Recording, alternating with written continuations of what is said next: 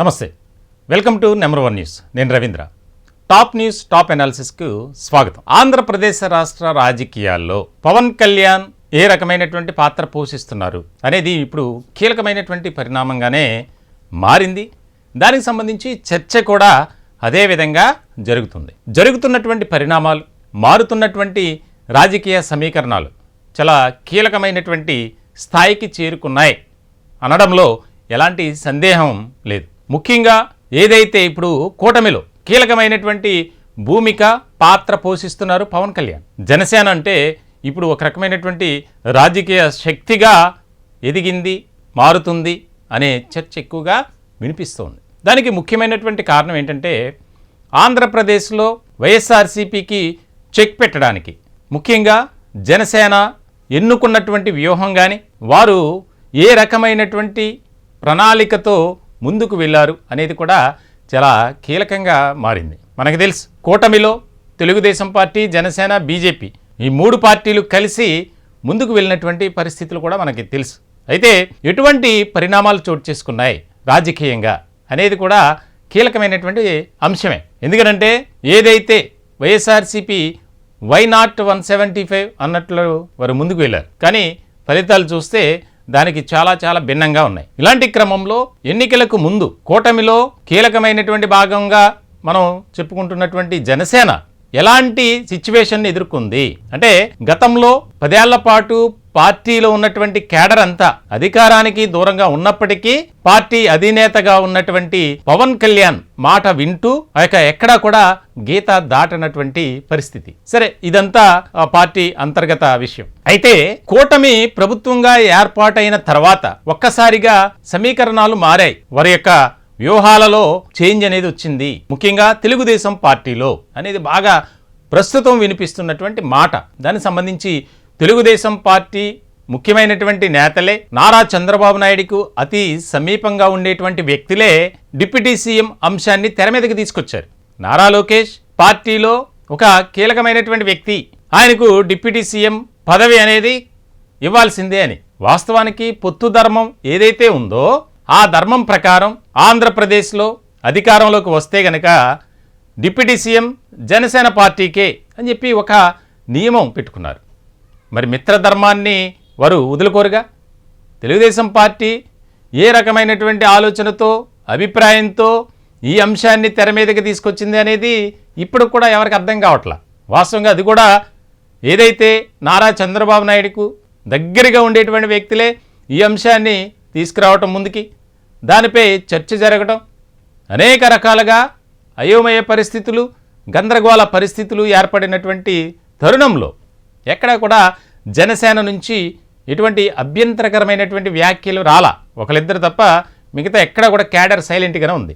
అయితే ఒక రకంగా ఇంటర్నల్గా జనసేన నాయకులు కానీ, పవన్ కళ్యాణ్ అభిమానులు కానీ దీన్ని తీవ్రమైనటువంటి అంశంగా తీసుకుని ఖండించారు, వ్యతిరేకించారు. ఆ సమయంలోనే జనసేనాని పవన్ కళ్యాణ్ కూడా ఒక లేఖ రూపంలో ఈ అంశం గురించి దయచేసి ఎవరు మాట్లాడొద్దు, ఇది రాజకీయమైనటువంటి అంశం కాబట్టి ఎవరు కూడా మాట్లాడొద్దు, చర్చ చేయొద్దు అనేది. అయితే ఇప్పుడు తాజాగా వినిపిస్తుంది ఏంటంటే, ఇది చెప్పడం కోసమే నేను ఇదంతా చెప్పాల్సి వచ్చింది. ఎందుకనంటే జనసేనలో ఒక కీలకమైనటువంటి నాయకుడిగా, అలాగే పార్టీ అధినేతగా, అలాగే కూటమిలో చాలా ముఖ్యమైనటువంటి వ్యక్తిగా పవన్ కళ్యాణ్ ఉన్నారు. ఇలాంటి సందర్భంలో కూటమి నేతలను, ముఖ్యంగా తెలుగుదేశం పార్టీ నాయకులతో ఎవరైతే పవన్ కళ్యాణ్ ఉన్నారో ఆయన చాలా దూరంగా ఉన్నారు. ఎక్కడా కూడా వారికి దగ్గరగా మాట్లాడట్లేదు. కనీసం చంద్రబాబు నాయుడు ఫోన్ చేసినా ఆయన ఆన్సర్ చేయట్లేదు. ఆయన జ్వరంతో బాధపడుతున్నారు.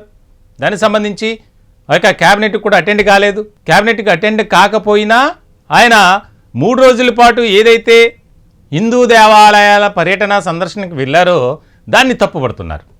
ముఖ్యంగా ఇప్పుడు తాజాగా వినిపిస్తుంది, అంటే గ్యాప్ పెరిగింది అనేది సోషల్ మీడియాలో విస్తృతమైనటువంటి స్థాయిలో ప్రచారం జరుగుతుంది. ఇది ఎంతవరకు వాస్తవం అనేది తెలియదు. కానీ తెలుగుదేశం పార్టీ, జనసేన మధ్య ఒక రకమైనటువంటి వివాదాలు, విభేదాలు కలిగించాలని కొన్ని రాజకీయ సంస్థలు, అలాగే రాజకీయ పార్టీకి సంబంధించినటువంటి కొంతమంది నాయకులు ఇదేమన్నా తీసుకొచ్చారా ముందుకి అనేది కూడా ఒక చర్చ. అంటే కూటమిలో కుంపటి పెడితే ఒక రకమైనటువంటి వాతావరణం ఏర్పడుతుంది, రాష్ట్రంలో పరిస్థితులు మారుతాయి రాజకీయ పరంగా అనేది కూడా ఒక అనుమానం. ఇలాంటి సందర్భంలో సోషల్ మీడియాలో వైరల్ అవుతుంది ఈ యొక్క ఒక వాట్సాప్ మెసేజ్ అనేది చాలా కీలకమైనటువంటి పరిణామంగా మారింది. అది మనం ఒకసారి చూస్తే కనుక సీఎం చంద్రబాబు డిప్యూటీ పవన్ కళ్యాణ్ గారుల మధ్య గ్యాప్ వస్తే మంత్రి లోకేష్ గారే కారణం కాబోతున్నారా? ప్రశాంతంగా సాఫీగా సాగిపోతున్న కూటమి ప్రభుత్వంలో లోకేష్ గారికి డిప్యూటీ సీఎం పదవిని ఇవ్వాలని టీడీపీ సీనియర్ నాయకులు చంద్రబాబు గారిని కోరినప్పటి నుండి ప్రారంభమైన లోకలకులు దావాగ్నిగా మండక ముందే కూటమి ముఖ్య నేతలు ముందు జాగ్రత్త పడకుంటే 1977లో పుట్టిన జనతా పార్టీలా మారకుండా చూసుకోవాల్సిన బాధ్యత CM Chandrababu deputy CM Pawan Kalyan గారులపై ఉంది. లోకేష్ గారికి డిప్యూటీ సీఎం పదవి డిమాండ్ తాత్కాలికంగా నిలిచిపోయినా మండిన మంటలు పైకి మాత్రమే చల్లారింది, లోపల ఇంకా చల్లారలేదని చెప్పవచ్చు. మరొక సంఘటన ఏమిటంటే తన శాఖలో పనిచేస్తున్న 2 ఐఏఎస్ అధికారులను బదిలీ చేసి మరో 2 ఐఏఎస్ అధికారులను నియమించాలని డిప్యూటీ సీఎం పవన్ కళ్యాణ్ గారు సీఎం చంద్రబాబు గారిని స్వయంగా కలిసి 100 రోజులు పైగా గడిచినా ఆయన కోరికకు మంత్రి లోకేష్ గారే సీఎం చంద్రబాబు గారిపై ఒత్తిడి తెచ్చి అడ్డుపడి ఉంటారని సచివాలయంలో ప్రచారం జరుగుతుంది.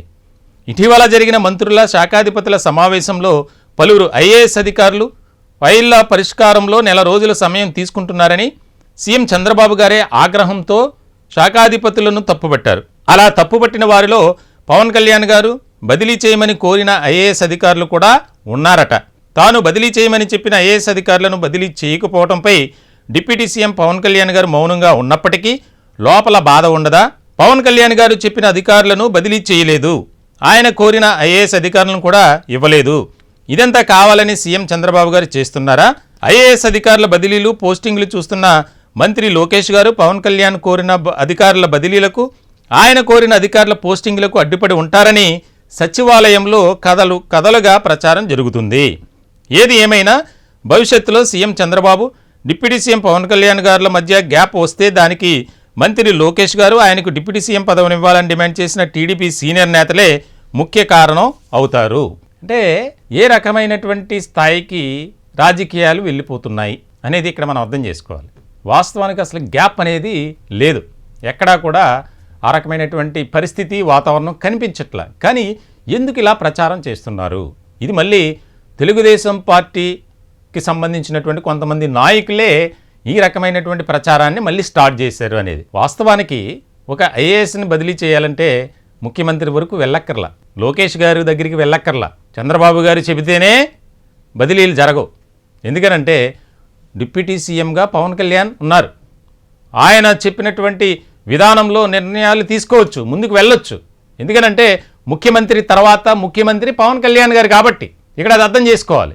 అంటే పవన్ కళ్యాణ్ గారిని ఇక్కడ వీక్ చేయటానికి ఆయన చెప్పింది పాటించట్లేదు, వినట్లేదు, ఇక్కడ లోకేష్ ఆయనే ఏదనుకుంటే అదే చేస్తున్నారు, దానికి చంద్రబాబు నాయుడు ఓకే చెబుతున్నారు అనేది ఈ యొక్క మెసేజ్ సారాంశం. ఎంతదా అంటే ఏమని అనాలి, ఏ రకమైనటువంటి ప్రచారాలు చేస్తున్నారు అనేది ఇక్కడ చాలా కీలకంగా మారింది. దీనికి ఒక సంబంధించి కొన్ని ఫోటోలను కూడా మీరు స్క్రీన్ మీద చూస్తున్నారు. ఎంత కీలకమైనటువంటి అంశంగా దీన్ని చూడాలంటే ఎప్పుడో జరిగినటువంటి ఫోటోలు ఇప్పుడు బయటకు వస్తున్నాయి. అంటే దీని వెనుక ఏం దాగి ఉంది, అసలు కుట్ర రాజకీయంగా ఏం జరుగుతుంది అనేది జన సైనికుల్లో అలాగే రాజకీయ వర్గాల్లో ఒక చర్చ జరుగుతుంది. ఎప్పుడో మాయావతికి ఆయన నమస్కారం చేసినటువంటి ఫోటో దాన్ని మార్ఫింగ్ చేసి చంద్రబాబు నాయుడు కాళ్ళు పట్టుకున్నారు, ఆయన కాళ్ళకు నమస్కారం చేశారు పవన్ కళ్యాణ్ అని చెప్పి ఆ ఫోటోలు కూడా మనం స్క్రీన్ మీద చూస్తున్నట్లు వాటిని వైరల్ చేస్తున్నారు. అంటే ఇదంతా ఒక రాజకీయ కుట్రలో భాగంగా జరుగుతుందా? అంటే ఈ రకమైనటువంటి ప్రచారం చేస్తే ఏమైనా ఆయన సీరియస్గా యాక్షన్ తీసుకొని ఏమైనా మాట జారితే దాన్ని ఇష్యూ చేసి ఒక రకమైనటువంటి ఆనందం పొందొచ్చా, లేకపోతే ఏంటి దీని వెనక వ్యూహం ఏంటి? ఏదైతే ఈ ప్రచారాలు వస్తున్నాయో, ఈ ఫోటోలు వస్తున్నాయో, ఎక్కడ కూడా జనసేన పార్టీ నుంచి అగ్రనేతలు స్పందించలా. దానికి ముఖ్యమైనటువంటి కారణం ఏంటంటే రాజకీయంగా ఒక క్రమశిక్షణ కలిగినటువంటి నాయకత్వపు లక్షణాలు ఉన్నటువంటి వ్యక్తి పవన్ కళ్యాణ్. అది అందరికీ తెలుసు, అది ఒప్పుకున్నా ఒప్పుకోకపోయినా. ఎందుకంటే రాజకీయంలో ఆయన చేస్తున్నటువంటి పనులు కానీ ఆయన వెళ్తున్నటువంటి విధానం కానీ ఇక్కడ మనం అర్థం చేసుకోవాలి ఫస్ట్. ఎందుకంటే అధికారంలో ఉన్నప్పటికీ లేనప్పటికీ ఇప్పుడు ఉన్నారు, ఆయన చేస్తున్నటువంటి పనులు ప్రజలతో మమేకం కావడం, అలాగే గత ఎన్నికల్లో ఒకటే స్థానంలో విజయం సాధించారు. అయినా సరే ఎక్కడా కూడా ఆయన రెస్ట్ తీసుకునేటువంటి పరిస్థితి లేదు.